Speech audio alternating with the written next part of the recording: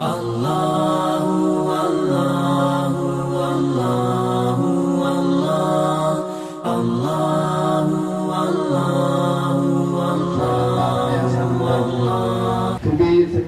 کی مشہور و معروف شخصیت جو مکتب کی تعلیم سے بہت اچھی طرح واقف ہیں، ہم محترم و مکرم جناب عبداللہ حسن چودھری کو آواز دیتے ہیں کہ وہ آئیں اور اپنے انداز میں تاثرات کو پیش کریں۔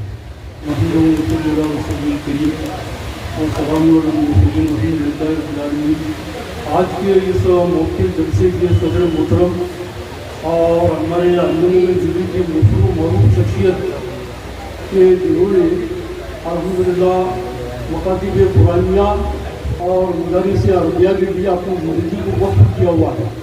میری مراد ہے کہ حضرت مولانا اتحاد الدین صاحب دامت برکاتہم سے جو آج کی جلسے کی صدارت فرما رہے ہیں، ساتھ ہی اسٹیج کے اوپر تمام قابل احترام علماء کرام بھی تشریف فرمائے اور موجودین شہر بھی ہے اور عزیز طلباء و طالبات اور سنگمیر کے سبھی موجود حضرات کا تشریف فرمائے۔ ابھی بھائی زیادہ کہنے کی ضرورت نہیں ہے، آپ نے جن معصوم بچوں سے قرآن کریم کو سنا اور حدیث کو سنا، نعت پاک کو سنا آپ نے، اور علماء کرام کے پورا اثر بیانات کو آپ نے ملاحظہ فرمایا۔ اور ابھی خاص طور سے جو ہے اس مکتب کے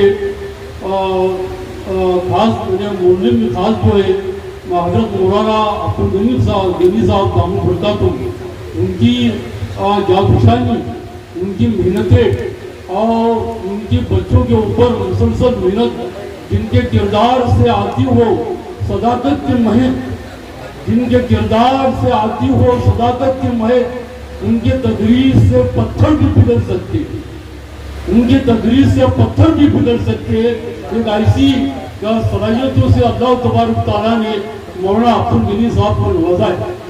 تو آج وہ اپنا خونی جگر دے کر، اپنی مسلسل محنتیں کر کے آج ان قوم و ملت کے ان نوجوانوں کو زیور تعلیم سے آراستہ کر رہے ہیں۔ نقش سب ناتمام خونی جگر کے بغیر اور نغمہ سودا کام خونی جگر کے بغیر، خونی جگر دیے بغیر یہ معاملات سامنے نہیں آتے اور یہ ایسے اثرات سامنے نہیں آتے جب تک کہ مولم اپنی جاپشانی سے اپنا خونی جگر دے کر اگر اس کو نہ سوارے۔ تو مولانا عبدالغنی صاحب کہاں تھے، کہاں کے رہنے والے اور کیسے ماحول کے اندر تھے، اور اللہ نے ان کو کون سے دولت سے نوازا جس سے بہت سے لوگ ناواقف ہوئے۔ ارے ایسے خاندان سے نکلی ہوئی شخصیت کہ جنہوں نے کلمہ پڑھ کر ایمان قبول کیے، آیا یورش تاتار کے افسانے سے، آیا یورش تاتار کے افسانے سے پاسباں مل گئے کعبے کو صنم کھانے، یہ پاسباں مل گئے کعبے کو صنم کھانے سے۔ آج ان کی زندگی کو اگر ہم غور کریں تو اللہ نے کتنا بڑا کام ان سے لیا، بہت بڑا کام لیا عزیز دوست اور بزرگوں، کہ آج یہ قرآن کریم کی تعلیم کو زندہ کرنا اور ایک آئیڈیل اور ایک منفرد انداز کے اندر جو ہے قرآن کریم کی تدریس کو کرنا، پورے سنگمیر شہر والوں کے لیے، پورے سنگمیر تعلقے والوں کے لیے مولانا کا یہ آئیڈیل قابل نمونہ ہے، ان کا یہ آدرش قابل نمونہ ہے کہ وہ اس کے اوپر عمل کرے اور اپنے اپنے علاقوں کے اندر اسی طرز کے اوپر اور اسی انداز کے اندر جو ہے مکاتب قرآنیہ کو جاری ساری فرمائے۔ اور بھائی دیکھو ابھی مولانا نے بڑے دل سوزی کے ساتھ یہ بات کہی ہے کہ مالدار طبقہ کیا کرتا ہے، اہل ثروت طبقہ کیا کرتا ہے، جو اپنے آپ کو ہائی ایجوکیٹڈ سمجھتے ہیں، وہ انہوں نے کیا سمجھ رکھا ہے قرآن کی تعلیم کو۔ ارے بچے کو اگر استاد تعریف کرتا ہے، اگر اس کو سزا دیتا ہے، اس کو ماں باپ نے گوارا کرنا چاہیے، یا اگر دادا گیری نہیں کرنا چاہیے کہ مولانا آپ نے ایسا کیوں بولے میرے بچے کو۔ ارے دکھتی ہوئی آنکھوں کو برا لگتا ہے سورج، دکھتی ہوئی آنکھوں کو برا لگتا ہے سورج، اور بیمار زبانوں کو قبول لگتا ہے پانی، بیمار زبانوں کو قبول لگتا ہے پانی، تو اس کو برداشت کرنا چاہیے۔ اور بچہ تمہارا قرآن کریم کے تعلیم سے آراستہ ہوا ہے، اس سے بڑھ کر دولت اور کون سی ہو سکتی ہے؟ کون سی ہو سکتی ہے اس سے بڑھ کے دولت؟ اس لیے ہر بات کو گوارا کرو، مولانا عبدالغنی صاحب کے مزاج کی رعایت کرتے ہوئے اور ان کے طبیعت کا اور ان کے صحت و تندرستی کا خیال کرتے ہوئے زیادہ ان سے رجوع مت۔ آج ان کی صحت و سلامتی ہمارے لیے ضروری ہے۔ مولانا اختیارالدین صاحب دامت برکاتہم کی صحت و سلامتی ہمارے لیے ضروری ہے۔ عبدالعزیز وہرا صاحب کی صحت و سلامتی، ان کے فیملی کی صحت و سلامتی ہمارے لیے ضروری ہے۔ ان تمام اساتذہ کرام کی صحت و سلامتی ہمارے لیے ضروری ہے۔ تو بھائی اس کی ہم رعایت کرنا چاہیے ہم کو، اور ان کے لیے آپ پوری ہم کو ان کے تعلق سے جو فکر مندی کا اظہار کرنا چاہیے۔ اور بھائی میں ایک ہی بات عرض کرنا چاہوں گا کہ مولانا عبدالغنی صاحب دامت برکاتہم نے جو یہ بات سجایا ہے، میں آخر میں سنگمنر شہر کے حضرات سے کہنا چاہوں گا کہ قرآن کریم جیسی زندہ و جاوید کتاب اللہ نے ہمارے پاس دیا ہے، جس کو اپنے زندگی کا رہنما بنانا ہے، جس کو اپنی زندگی کی گائیڈ لائن بنانا ہے ہم کو، کہ قرآن ہماری گائیڈ کرے گا۔ کمپلیٹ وے آف لائف، یہ مکمل ضابط حیات ہے، یہ قرآن مکمل ضابط حیات ہے۔ یہ قرآن دنیا میں تمہارے ساتھ چلے گا، یہ قبر میں تمہارے ساتھ چلے گا۔ اور اللہ تبارک تعالیٰ نے میں ایک بات کھول کر اپنی بات ختم کر رہا ہوں۔ ابھی زیادہ عرصہ نہیں ہوا، دیوبند کے اندر مولانا فرید کا انتقال ہوا۔ مولانا فرید کا جب انتقال ہوا تو ان کو قرآن کریم سے بہت لگاؤ تھا۔ جب بھی دیکھو تو مولانا قرآن کی تلاوت کر رہے، کبھی بچوں کو درس دے رہے، اتنا قرآن سے لگاؤ ان کو۔ تو ان کا جب انتقال ہوا تو ہر جمعرات کو ان کے قبر سے قرآن کریم کی تلاوت کی آواز آنے لگی اور لوگ جمع ہونے لگے، تو بات بڑھتی چلی گئی۔ ہر جمعرات میں مجمع لگنے لگ گیا۔ بھئی ہم تو ہماری قوم کا مزاج ایسا ہے، ذرا سی صاحب قبر سے اگر کوئی بات ظاہر ہو گئی تو پوری امت پڑتی ہے۔ تو یہ بات جو ہے اس وقت کے حضرت مولانا مفتی عزیز الرحمان صاحب عثمانی دامت برکاتہم، بہت بڑے مفتی اعظم دارالعلوم دیوبند کے، ان کے پاس یہ بات جائی گئی۔ فرمایا حضرت مولانا فرید کا انتقال ہوا اور ان کے قبر سے قرآن کریم کی تلاوت کی آواز آ رہی ہے۔ فرمایا جس دن وہ تو میرا شاگرد تھا مولانا فرید، تو مجھے بلاؤ میں آؤں گا واپس۔ تو جمعرات کے دن جب قرآن کی آواز آنے لگی قبر کے اندر سے، تو مولانا عزیز الرحمان صاحب عثمانی نور اللہ مرکزوں کو جب وہاں پر پہنچے قبر کے پاس، تو آپ کو اللہ نے کشف القبور کا علم دیا تھا کہ قبر میں کیا ہو رہا ہے وہ دیکھ لیتے تھے آج تک، اللہ نے وہ علم ان کو عطا کیا تھا۔ تو آپ نے یہ فرمایا کہ بھائی فرید، بے شک تم کو قرآن سے بہت عشق تھا، قرآن سے بہت لگاؤ تھا، لیکن میری یہ گزارش مانو اپنے استاد کی کہ آپ قرآن کی تلاوت تمہاری قبر کے اندر ہی ہونا چاہیے، آپ باہر آواز لاغیر میں آنا چاہیے۔ بس اس کے بعد وہ آواز بند ہوئی۔ تو بھائی یہ قرآن تو قبر میں ساتھ چلنے والا ہے، یہ قبر میں ساتھ چلے گا قرآن۔ اگر آپ نے اپنے بچوں کو قرآن پڑھایا تو وہ ثواب میں آپ کے حقدار برابر کی۔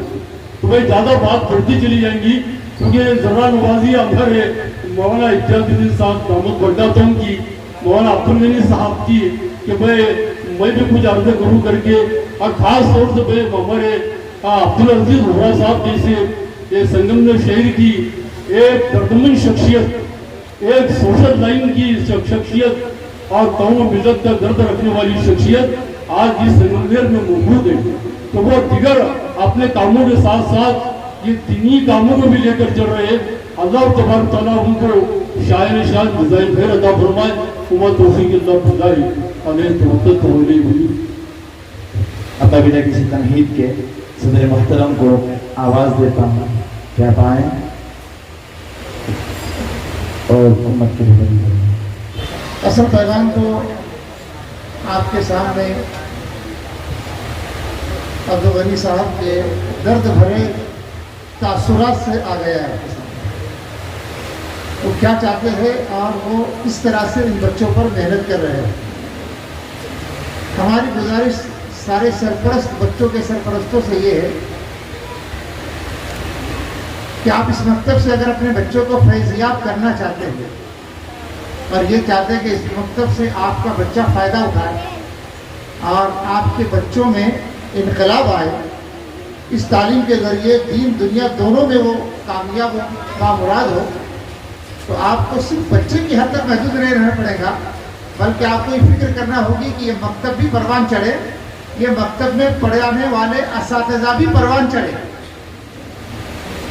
میں ایک ہی واقعہ آپ کو بتا دوں، حضرت امام اعظم رحمۃ اللہ علیہ کے بیٹے جب ان کا ناظر قرآن مکمل ہوا، صرف ناظر قرآن، اس خوشی میں انہوں نے پورے اہل محلہ کی دعوت کی اور اونٹ ذبح کرا کر سب کو کھانا کھلایا، اور اشرفیوں کی ایک بڑی تھیلی استاد کی خدمت میں بھیج کر یہ کہا کہ یہ حقیر سا تحفہ میرے طرف سے قبول کیجیے، اس لیے کہ آپ نے میرے اوپر احسان کیا ہے کہ میرے بچے کو تم نے ناظر قرآن پڑھنے کے قابل بنایا۔ یہ عمل کس کا ہے آپ غور کرو۔ امام اعظم ابو حنیفہ رحمۃ اللہ علیہ کا واقعہ یہ، جن کے گھر میں علم ہے، جن کے گھر میں عمل و تقویٰ ہے، جن کے گھر میں فقہ ہے، جن کے گھر میں مسائل ہے، جنہوں نے پوری امت کی رہنمائی کی ہے، اس کے باوجود بھی وہ اپنے بچے کی تعلیم و تربیت کے لیے ایک مدرس متعین کر رہے ہیں اور اس مدرس کے اخراجات اپنے ذمہ لے رہے ہیں۔ آپ کو اس ملک کے بادشاہ کا واقعہ سنا دوں ہے، حضرت اورنگزیب رحمۃ اللہ علیہ بچپن سے مذہبی تھے، ان کو بہت دینی دلچسپی تھی۔ ان کے والد نے اپنے اس بیٹے کی تعلیم و تربیت کے لیے بہار سے، ہم لوگ علاقائی تعصب میں ہیں، ذرا باہر آنا چاہیے، بہار سے ملا محی الدین بہاری جو بہت بڑے عالم، بہت بڑے متقی پرہیزگار ولی کامل تھے، ان کو بہار سے بلایا اور اپنے شاہی محل میں رکھا اور یہ کہا کہ میرا شہزادہ آپ کی نگرانی میں تعلیم و تربیت حاصل کرے۔ تو اورنگزیب رحمۃ اللہ علیہ جو اتنے بڑے ولی بنے، اتنے بڑے بادشاہ بنے، اتنے بڑے انہوں نے دینی خدمات انجام دی، 52 سال حکومت کی اس ملک پر انہوں نے، لیکن پکے مذہبی آدمی تھے، آپ کی تہجد بھی فوت نہیں ہوتی تھی۔ اس استاذ کے تعلیم و تربیت کی یہ برکت تھی۔ ان کا دوسرا واقعہ سنا تو اس لیے کہ وقت نہیں ہے، اشارہ سمجھ جائے کہ ایک استاذ کی نگرانی میں جب بچہ تربیت پاتا، چاہے بادشاہ کا بیٹا شہزادہ ہو، چاہے عام انسان کا بچہ، کوئی چلتا مسافر کا بچہ ہو یا کسی غریب کا بچہ ہو، لیکن تعلیم و تربیت کرنے والے ویسے ہوتے ہیں، ویسے اثرات پیدا ہوتے ہیں۔ تو وہ استاد محترم کی تعلیم و تربیت کی برکت تھی۔ ایک مرتبہ ان کے ایک استاد تھے دوسرے، انہوں نے یہ کہا کہ بادشاہ سلامت، مجھے خدمت میں آئے نا بادشاہ سے ملنے کے لیے، تو بادشاہ نے کہا میرے پاس کچھ نہیں ہے، اپنے استاذ کی خدمت کرنے کے لیے ایک چونی تھی آپ کے پاس، وہ چونی اٹھا کر اپنے استاذ کو دی اور یہ کہا میرے استاد میرے پاس خزانے سے نہیں، ان کے جیب خاص سے چونی اٹھا کر ان کو دے دی، اور اس کے بعد وہ سفر پہ روانہ ہو گئے۔ سفر سے واپسی پر جب لوٹے تو درباریوں نے یہ کہا کہ تمہارے استاد بہت بڑے دکاندار ہو گئے، بہت بڑا کاروبار ان کا چل گیا۔ انہوں نے اپنے استاد کو بلا کر کہا ہم نے یہ خبر سنی آپ کے بارے میں۔ تو استاد نے کیا کہا معلوم؟ میرے شاگرد بادشاہ سلامت، آپ یہ بتائیے کہ وہ چونی آپ نے کہاں سے کمائی تھی؟ یہ پوری برکت آپ کی چونی کی ہے کہ میں اس کے ذریعے خریدتا رہا، بیچتا رہا، آج اتنا بڑا صاحب ثروت بن گیا۔ بادشاہ سلامت نے ایک بنیے کو بلایا اور اس بنیے کو بلا کر کہا تمہاری ڈائری لاؤ جس میں تم لکھتے ہو خرچہ آنے جانے کا، اور فلاں تاریخ پر آپ کی گھر کی چھت ٹپک رہی تھی، آپ کسی مزدور کی تلاش میں تھے اور اس مزدور سے مزدوری کا کام کر کے آپ نے اس کو چونی دی تھی، آپ کی ڈائری میں لکھا ہے۔ اس نے جب پلٹ کر دیکھا تو اس تاریخ میں چونی ایک مزدور کو دی ہوئی لکھی ہوئی تھی۔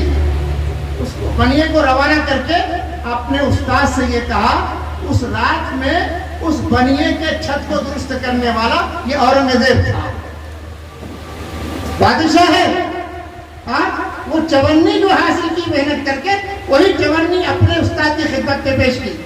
इनकलाब आएगा नस्लों में, इनकलाब आएगा औलादों में, इनकलाब आएगा हमारे बच्चों बच्चियों में अगर सही उस्ताद हमको मिल जाए, सही अतालिक हमको मिल जाए, सही तरबियत देने वाले हमको मिल जाए।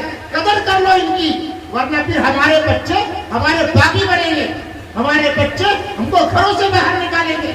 आज के वाक़ियात सारी दुनिया देख रही है कि जिन बच्चों को मोहब्बत प्यार से पाल पूछ कर बड़ा किया, आज वही औलाद आपकी जायदाद पर कब्जा करके आपको फुटपाथ पर रवाना कर रही है, उन जगह पर रवाना कर रही है जहाँ बूढ़े लोग परवरिश पा रहे और जिंदगी के आखिरी अय्याम गुजार रहे। आज मुसलमानों में भी ये वबा आम हो चुकी है। अगर बचपन में सही तरबियत नहीं हुई, सही तालीम उनको नहीं दी गई, तो हम इन बच्चों से कोई उम्मीद नहीं रख सकते कि ये आगे चलकर हमारे लिए खैर का जरिया बनेंगे या हमारे लिए सहारे का जरिया बनेंगे या मरने के बाद हमारी मग़फ़िरत का जरिया बनेंगे, हमारी जन्नत में जाने का जरिया बनेंगे। अल्लाह के वास्ते ये कारगुजारी सुनने के बाद तो मुझे जो मज़मून कहना था निकल गया। मैं क्या बोलूँ आपके सामने, मेरे जहन में नहीं रहा। ये दो बातें मेरे जहन में आई। मैंने ये वाक़ियात का हवाला इसलिए दिया आपको कि इनके पीछे तालीम तरबियत करने वाले उनका कमाल था। अब ये जो आपके वहाँ मकतब चल रहा है जिसमें ये खून जिगर देकर आपके बच्चों को पढ़ा रहे हैं, अगर तंबी करे और डांटे और सख्ती करे और मारे तो आपको अगर बुरा लग रहा है तो हमने इजाजत दे दी उनको। जो माँ बाप को उनके बच्चों की तंबी करने पर बुरा लगता है तो आप उसी दिन उस बच्चे का दाखिला खारिज कर दें। ऐसे बच्चों की मकतब को जरूरत नहीं है। ऐसे माँ बाप के बच्चे हमको नहीं चाहिए कि जो माँ बाप बच्चों को सिखाना चाहते हैं बगैर मशक्कत के, बगैर तकलीफ के, बगैर सजा के, बगैर तारीफ के। अरे वहां तो ये कहा जाता था तुमको मारने का के। हम तुम्हारी मियां अब्दुल अजीज रहमतुल्लाह अलैह के जो अतालिब थे उन्होंने निगरानी करते हुए ये देखा कि उमर इब्न अब्दुल अजीज फर्ज नमाज में देर से पहुंचे, तो जैसे ही वो आए और नमाज में उनकी रकातें चली गई, बच्चे थे अभी, तो नमाज के बाद उनसे पूछा बेटा तुम नमाज में देर से क्यों आए? इनके वालिद गवर्नर थे अब्दुल अजीज, उनके ये बेटे थे उमर इब्न अब्दुल अजीज। गवर्नर के लड़के को सजा देने का इख्तियार उस्ताद को था। उस्ताद ने पूछा उमर इब्न अब्दुल अजीज तुम नमाज में लेट क्यों आए? तो उन्होंने कहा सर के बाल बड़े हो गए थे, उसको जमाने में देर लग गई थी। उन्होंने क्या किया मालूम? हजरत उमर इब्न अब्दुल अजीज के बचपने में बाल कटवा था। आज कोई माँ बाप बर्दाश्त करेंगे? अरे जुमला बर्दाश्त नहीं करने, गवर्नर की औलाद के बाल कटवा दिए उन्होंने। इन्होंने कटवाए, उनके उस्ताद ने, उनके मुरब्बी ने, उनके अकालिक ने, जिनकी निगरानी में उनको दिया गया था, वो समझ गए कि बेटा ये बाल इसलिए बाल के संवारने की वजह से नमाज में दाखिल हो गई, तो ये बाल इस तरह से निकाल दो ताकि नमाज में आने में दाखिल हो। आज इतना इख्तियार है आपके तरफ से, इतना इख्तियार है आपके तरफ से अपने उस्तादों को। अरे आप अपने बच्चों के बड़े हुए बाल को हाथ लगा नहीं सकते, इतने आप खौफजदा है अपने बच्चे से। आज किसी माँ बाप की हिम्मत नहीं है कि ये सुअर की तरह रखे हुए बाल उनके सरों से उतार कर फेंक दें। ये फैशन के बाल जो मुख्तलिफ डिजाइन के बने हुए हैं, जिस पर खुदा की लानत बरसती है, ऐसे बाल रखने वाले नौजवान घरों में एक माँ बाप की हिम्मत नहीं होती कि बच्चे से कहे बेटा अरे बाल तो सही कर ले। आप ये उम्मीद न रखें कि आपका बच्चा मकतब में पढ़े और उस्ताद उसको तंबीह न करे, बगैर तंबीह के, बगैर तालीम के, बगैर सख्ती के, बगैर डांट डपट के आपका बच्चा तरबियत नहीं पा सकता। इसलिए हदीस में है 7 बरस का हो जाए तो शफकत से पढ़ाओ, नमाज की तरगीब दो। 10 बरस का हो जाए तो माँ बाप को कहा उसको मारो। क्या बुनियाद पर? नमाज न पढ़ने पर। नमाज कब फर्ज हो रही है? बालिग होने के बाद। 15 साल की उम्र में नमाज की फर्जियत आ रही है। 10 साल की उम्र में माँ बाप को यह कहा गया तंबीह के तौर पर कि अगर बच्चा नमाज छोड़ दे तो मारो। तो जो इख्तियार माँ बाप को है वही इख्तियार उस्ताद को है। माँ बाप को इख्तियार है अगर मारने का, सजा देने का, डांटने और डपटने का, अपने बच्चे की इस्लाह और तरबियत का, उससे ज्यादा इख्तियार माँ बाप को होना चाहिए। استاذ کو ہونا چاہیے تاکہ آپ کے بچے میں نکھار پیدا کرے، ورنہ کیا ہوگا، یہ مکتب ایک اسکول کی طرح ہو جائے گا، بچے پڑھ کر جائیں گے، بھول جائیں گے، بڑے ہونے کے بعد سب ذہن سے نکل جائے گا، بچپن میں سیکھے تھے کچھ ذہن میں نہیں رہا، عمل بھی نہیں رہا، علم بھی نہیں رہا، سارا ذہن و دماغ خالی ہو گیا۔ تو ایسے مکتب کا کیا فائدہ جو بچپن میں یاد ہو اور بعد میں بھول جائے۔ اگر تعلیم کے ساتھ تربیت چاہتے ہو تو تنبیہ کے بغیر چارہ کار نہیں۔ ابھی آپ سے کہا گیا بغیر لکڑی کے پڑھایا جا رہا، یہ تو باضابطہ اصول بن گیا، کوئی استاد لکڑی نہیں رکھے، کوئی استاد لکڑی سے نہ مارے، تو کیا زبان سے بھی کچھ نہیں کرتے؟ کیا زبان سے بھی تنبیہ کرنے کی اجازت نہیں ہے؟ کیا کھڑے کرنے کی بھی اجازت نہیں ہے؟ کیا اسکول سے مکتب سے باہر کرنے کی بھی اجازت نہیں ہے؟ کیا غلطی کرنے پر اس کو جو ہے سخت بولنے کی بھی اجازت نہیں ہے؟ اگر اتنی گنجائش بھی نہیں ہے تو پھر اللہ کے واسطے آپ اپنے بچوں کو کسی اور مکتب میں پڑھاؤ، کسی اور جگہ ان مکتب میں بچوں کو بھیجو۔ یہاں بھیجنا ہے تو یہاں کے اصول کی رعایت کرنا ہوگی، یہاں کے ضابطے کی پابندی کرنا ہوگی۔ یہ تو بیچارے اندر سے تیار ہو کر آپ کو پڑھا رہے ہیں، اس لیے اتنے دور دراز سے لوگ اپنے بچوں کو داخل کر رہے ہیں۔ کچھ ہی ماں باپ ہوتے ہیں جو پورے نظام کو خراب کر دیتے ہیں، اکثر تو ماشاءاللہ مطمئن ہیں جن کو اطمینان ہے کہ یہاں تعلیم و تربیت ہو رہی ہے۔ اللہ آپ سب کو جزائے خیر عطا فرمائے، ان سے زیادہ ان اساتذہ کو جزائے خیر عطا فرمائے تو ان سب کو تعلیم و تربیت دے۔ اور کیا بولوں؟